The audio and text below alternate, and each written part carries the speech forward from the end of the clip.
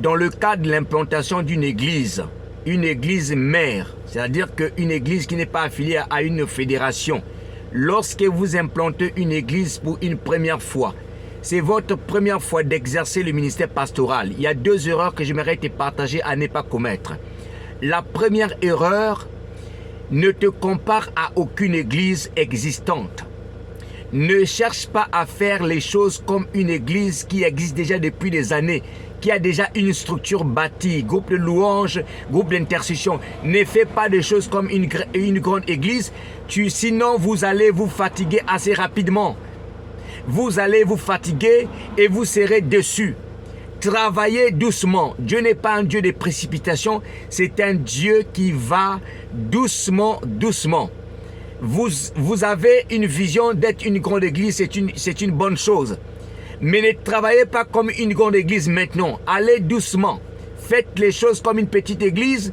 Faites les choses avec les gens qui vous entourent. Allez doucement. Dieu n'est pas pressé. Celui qui vous a appelé finira par accomplir la vision ou encore la destinée qu'il a mis en vous. Ça, c'est la première erreur à ne jamais faire. Ne copiez pas les grandes églises. Travaillez selon la taille que vous êtes. Travaillez petit à petit. Deuxième erreur à ne jamais faire. Ne faites pas appel aux gens que Dieu ne vous a pas révélés. Si Dieu ne vous a pas parlé d'un frère, d'un ami, d'un serviteur de Dieu que vous connaissez, ne faites pas appel aux gens. C'est parce qu'on veut être grand rapidement. C'est parce qu'on veut travailler vite.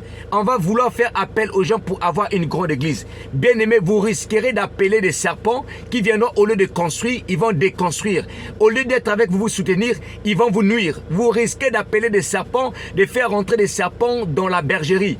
Travaillez avec les personnes que Dieu a mis à vos côtés. Si c'est votre mari, si c'est votre épouse, si c'est votre frère, les enfants que vous gagnez à Jésus, travaillez avec eux, formez-les, équipez-les et accordez-les les tâches en leur faisant comprendre la chose la plus importante que Dieu attend de nous, c'est la sanctification, c'est la crainte de Dieu, c'est ne pas faire l'œuvre de Dieu avec négligence. Bien-aimé, évite l'erreur de faire venir des gens, sinon tu vas ralentir ton ministère. Que Dieu te bénisse. J'espère que ces 2 conseils te feront du bien. Dieu te bénisse. Shalom, shalom.